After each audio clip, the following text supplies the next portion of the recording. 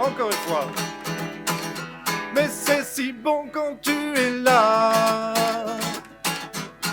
Et je tiens bon. C'est un don que j'ai en moi. Le sacrifice de Dieu pour moi.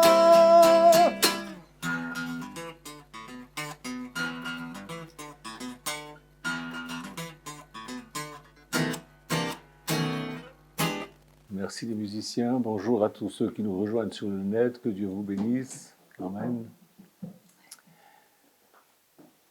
Voilà. Nous allons commencer par une lecture dans Genèse chapitre 11. Toute la terre avait une seule langue et les mêmes mots. Après avoir quitté l'Est, ils trouvèrent une plaine dans le pays de Shinar et s'y installèrent. Ils se dirent l'un l'autre, « Allons, faisons des briques et cuisons-les au feu. » La brique leur servit de pierre, le bitume de ciment. Ils dirent encore, « Allons, construisons-nous une ville et une tour dont le sommet touche le ciel, et faisons-nous un nom, afin de ne pas être dispersés sur toute la surface de la terre. » Amen.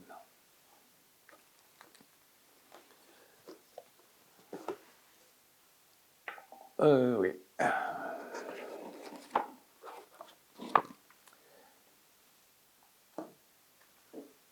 Je vous parlais vendredi passé du serpent ancien. Je vous disais que il est devenu Satan, c'est-à-dire l'adversaire. Le mot Satan signifie un adversaire. Et qu'aujourd'hui, il a encore changé de nom, il s'appelle le système. Il a gardé le S de serpent.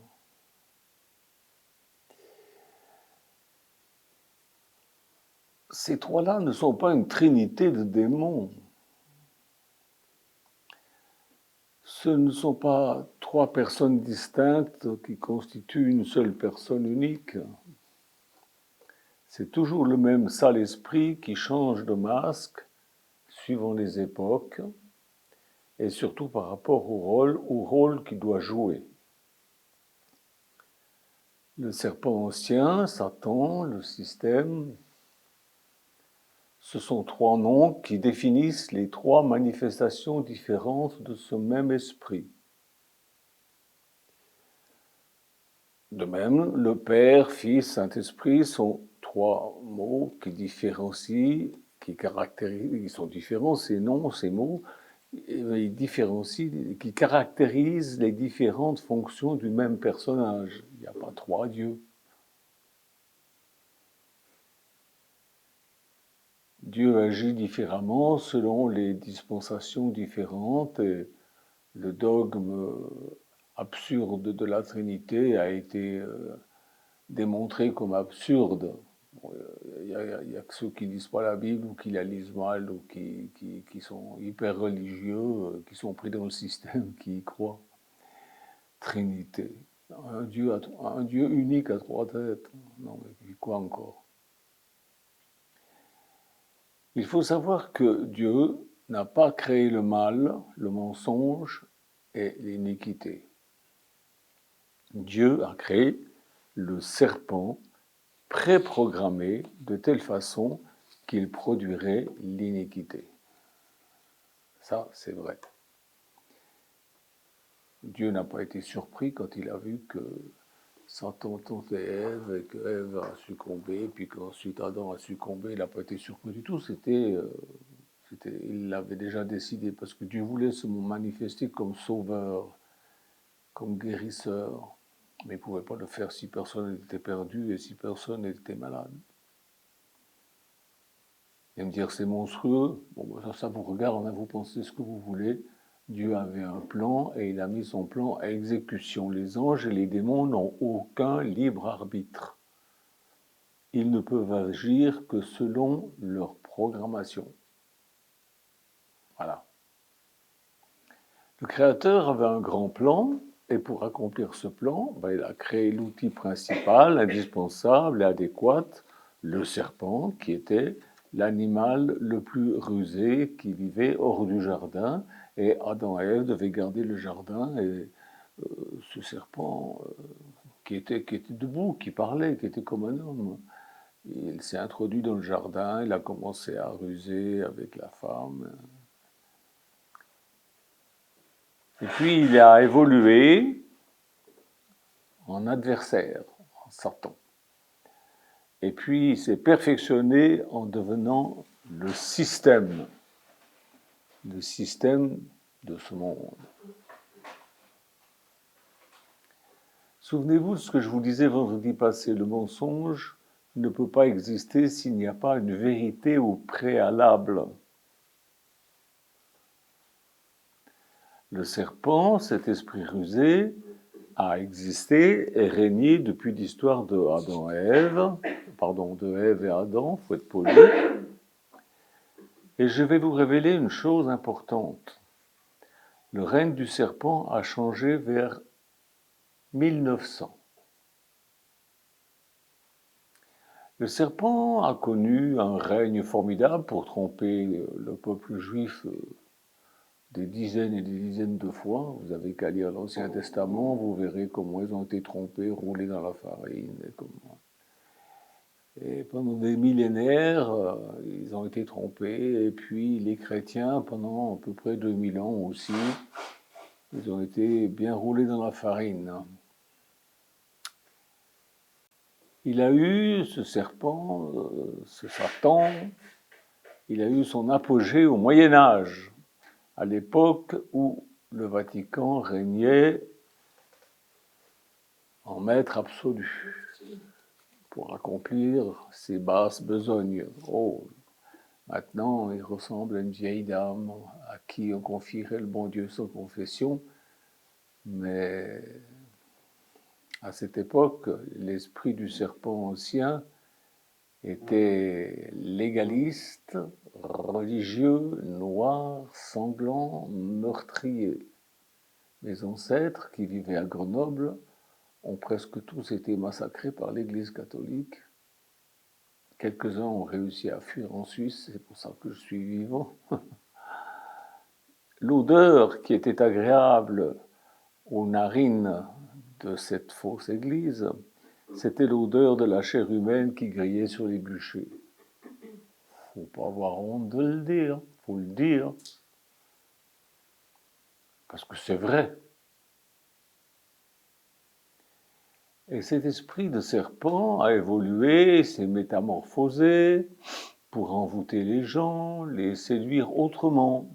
Il a changé de look, il a changé de nom, il est devenu moderne, il est devenu athée, il est devenu matérialiste, scientifique, amoureux de l'argent, des grandes affaires, de politique. Son nom nouveau, c'est le système.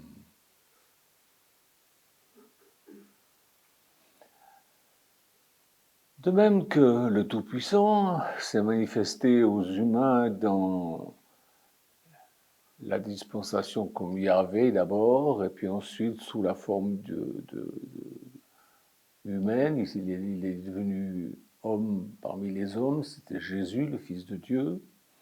Il se manifeste aujourd'hui sous une autre forme, celle de l'esprit de vérité qui vit dans la véritable épouse de Christ.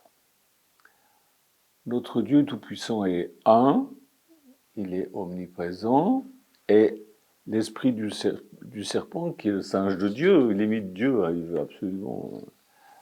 Eh bien, il est devenu presque omniprésent maintenant, presque omniprésent. L'esprit du serpent, le système, est presque tout puissant sur la terre. La grande majorité des habitants de ce monde sont possédés par cet esprit du système. Ceux qui sont tout en haut de l'échelle sociale, aussi bien que ceux qui sont au milieu, que ceux qui sont tout en bas de cette échelle sociale. Et manipulés. tous sont sous l'emprise totale de cet esprit malfaisant. Ceux qui osent se rebeller sont cloués sur une nouvelle croix, on les nomme sectes. Bon, il y a des mauvaises sectes aussi, hein, mais bon. Extrémistes, complotistes, enfin bon, toutes sortes de noms. Il y a une multitude d'esprits systèmes. Il y en a pour tous les goûts. Il y a le système fric, le système sportif, le système religieux, le système sexe, le système évangélique, catholique, écolo, musulman, capitaliste, bouddhiste, humaniste, truand, scientifique. Et tout ça, c'est le même système qui manipule tout ce petit monde-là. Et il y en aura au moins un qui séduira tout individu qui n'est pas amoureux de la vérité. Ceux qui n'aiment pas la vérité se laissent avoir par un de ces esprits du système. Et il le forcera à agir selon sa nature, selon sa programmation, selon la programmation du serpent et aussi selon... Nous avons tous des goûts différents, des attirances différentes, des faiblesses différentes. Chaque personne est dirigée et sous tutelle d'un ou plusieurs de ces esprits. La quasi-totalité des gens de ce monde sont conduits, dominés et asservis par des esprits de ce système. Le système est colossal, il dirige dans l'ombre le monde entier. Il est appelé le prince de ce monde. Le système n'est pas un homme, pas encore, mais il va se manifester comme un homme, l'Antichrist. Il n'est pas des hommes, il n'est pas une organisation humaine. Il y en a qui disent « Oh, c'est les Illuminati », d'autres disent « Oh, c'est des francs-maçons », tout ça c'est le système, mais c'est pas eux qui sont... Non, non, c'est bien plus que ça, c'est bien plus caché que ça. La plupart des gens possédés par cet esprit système aimeraient que le monde aille bien, tous, presque tous du moins. Qu'il n'y ait plus de guerre, qu'il n'y ait plus de crimes, qu'il n'y ait plus de gens malheureux, qu'il n'y ait plus de gens qui meurent de faim ou de maladie. Les gens voudraient qu'il y ait moins de pollution, plus de pollution, plus d'armes nucléaires. Mais il y a cet engrenage infernal qui les entraîne presque malgré eux à détruire le monde et à s'autodétruire. Chaque individu est poussé par quelque chose, un mystérieux besoin d'exploiter l'autre. Dans le monde religieux, on appelle ça les Nicolaïtes, ceux qui dominent le peuple. Et Jésus, qui est amour, dit « Je hais l'œuvre des Nicolaïtes ». Cette chose mystérieuse, c'est comme un cancer mondial qui suce la vie et l'étouffe pour se développer, pour prendre des forces. L'esprit système est un être, un personnage spirituel extraterrestre. Ah, Michel, tu crois aux extraterrestres? Oui, bien sûr. Éphésiens 6, 10. Si je le trouve, parce que je vois que je ne l'ai pas noté. Éphésiens 6, 10 nous dit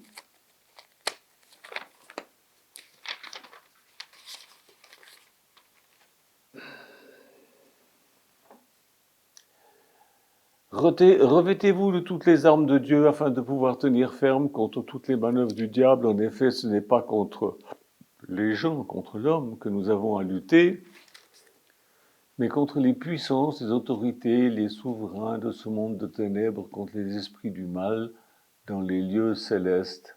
Vous voyez ce que je vous disais au sujet des extraterrestres? Ce n'est pas les extraterrestres des petits bonhommes verts ou des petits bonhommes gris comme les gens croient, c'est pas ça. C'est les esprits qui sont dans les lieux célestes, ils n'ont encore pas été jetés sur la terre. Ils sont là, oui, ils viennent visiter. Quand Satan vient devant Dieu, Dieu lui dit, tu viens d'où? Il dit, ben, j'ai été me promener un peu sur la terre. Et Dieu lui dit, t'as vu Job? Oui, j'ai vu. Ils discutent.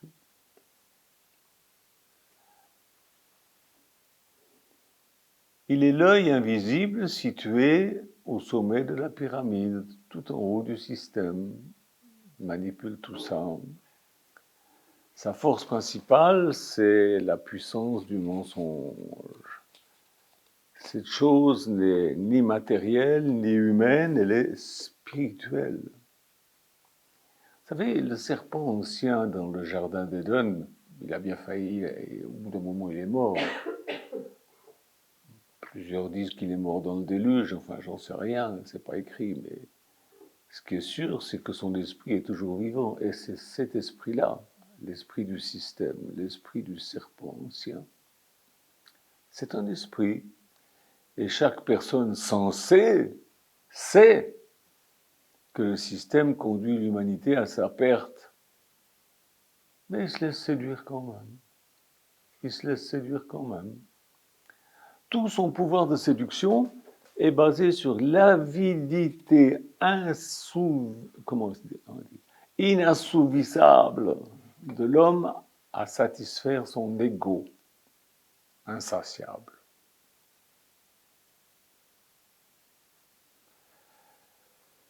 C'est pourquoi je vous prêche depuis des dizaines d'années de venir à Jésus, à celui de la Bible, pas à celui de votre religion, qui fait partie du système aussi. Jésus n'a jamais voulu créer une religion. Où est-ce que vous avez vu ça, vous, dans la Bible? Nulle part. Il n'a jamais voulu créer une religion. Il n'a jamais voulu que les gens s'organisent de façon pyramidale, religieuse, en se donnant un nom. Les premiers à faire ça, c'est ceux de Babel. Faisons-nous un nom. On veut être quelqu'un. Est-ce que ça a plu à Dieu qu'il cherche à se faire un nom? Ben, pas du tout. Pas du tout. Parce que le seul nom que nous avons apporté, c'est celui de notre époux. C'est pas celui qu'on se donne.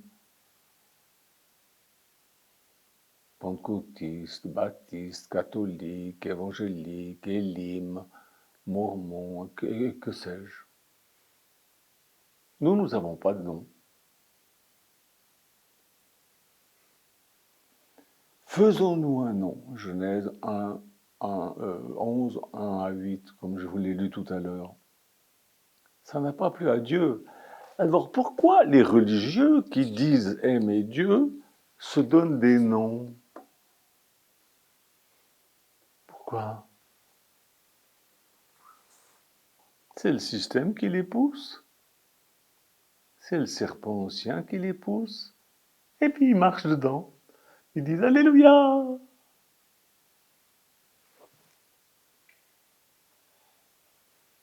Dans tout content. J'ai prêché ça depuis plus de 30 ans. Qui m'a cru? Qui a décidé de sortir de ce système? La Bible dit sortez du milieu de... Qui est sorti? Je l'ai prêché, c'est écrit dans la Bible, je l'ai prêché, mais qui a cru ce que j'ai dit? Qui croit ce que la Bible dit?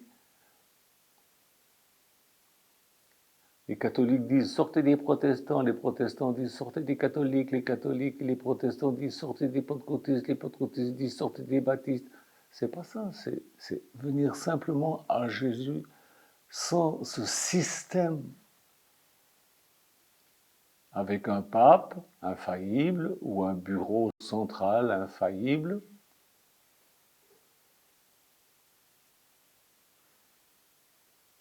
Eh oui, toutes ces églises, elles ont un bureau central infaillible avec un président, avec un prophète. Enfin, quelqu'un qui est plus important que les autres.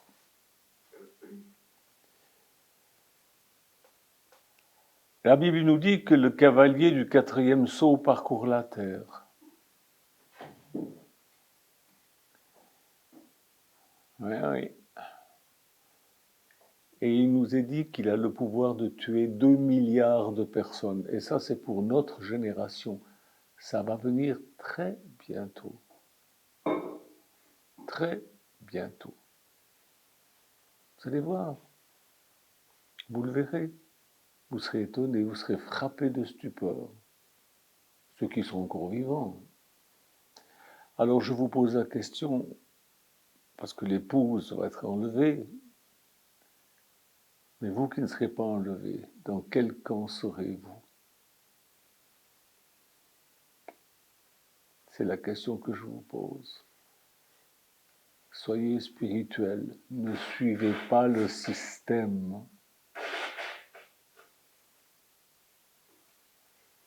Suivez le Jésus de la Bible. Amen. Dieu vous bénisse. Au revoir.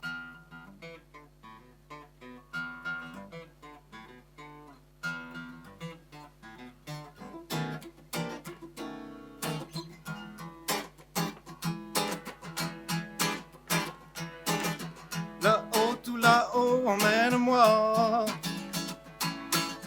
J'attends impatient ton retour. Là-bas, tout là-bas, c'est chez moi. C'est là qu'on trouvera l'amour.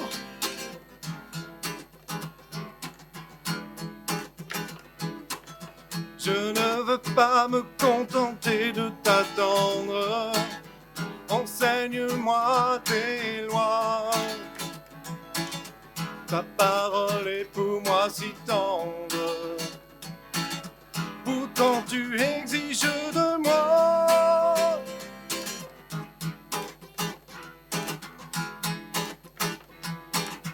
mais c'est si bon quand tu es là.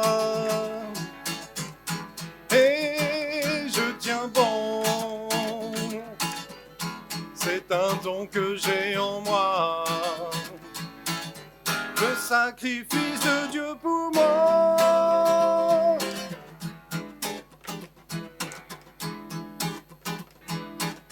Ce que tu as mis dans mon cœur, rien ni personne pourra le changer. Annoncer Jésus comme sauveur, voilà ma destinée.